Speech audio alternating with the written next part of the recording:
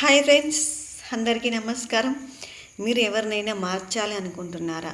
మీ భర్త లేదా మీ భార్య, మీ పిల్లలు, మీ అత్తమ్మ, మీ మామయ్య, మీ తోడుకోడళ్ళు, మీ ఆడపడుచురు. చూడండి, ఎవరు మార్చడానికి ప్రయత్నం చేయకండి. ఎందుకు అంటే ఎవరు మారరు. అంటే వాళ్ళు మారడానికంటే వాళ్ళ పుట్టక నుండే వాళ్ళు ఆ విధంగా ఉంటారు. కాబట్టి మనం ఎవరిని మార్చడానికి ప్రయత్నం చేయొద్దు. చూడండి, మీరు ఎవరిని మార్చడం ప్రయత్నం చేయకుండా నేను ఇచ్చే బెస్ట్ సలహా మీరు పాటించి చూడండి, చాలా అద్భుతాలు జరుగుతాయి. మీరు భర్తను కానీ భార్యను కానీ మార్చాలని చూడడం కంటే మీరు మారండి.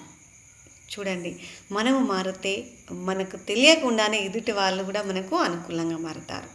కాబట్టి ఫస్ట్ మనం మారాలి. మనమేంటో మనం ప్రూవ్ చేసుకుంటే వాళ్ళు ఎవరైనా కానివ్వండి, మన హస్బెండ్ కానివ్వండి, మన పిల్లలు కానివ్వండి, తోబుట్టువులు కానివ్వండి, ఎవరైనా మనం మారుతున్న కొలది మనల్ని చూసి వాళ్ళు ఆశ్చర్యపోవాలి. కాబట్టి ఎదుటి వాళ్ళని మార్చడానికి అస్సలు ప్రయత్నం చేయకండి. ఎంతటి వాళ్ళైనా మారరు. మారుతారు అని అనుకోవడం అది మన మూర్ఖత్వమే నిజంగా.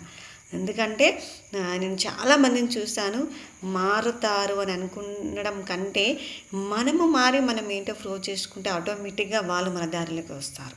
మీరు ట్రై చేసి చూడండి, చాలా అద్భుతంగా పనిచేస్తుంది. అంటే నేను ఎలా మారాలి మేడం, నాకు ఏమీ అవకాశాలు లేవు, నేను ఇంట్లోనే ఉంటాను కదా, నేను ఎలా చేంజ్ కావాలి అని అనుకుంటే ధ్యానం చేస్తూ ఉండండి, లేదా వాళ్ళ గురించి హోపనొప్పున చేయండి.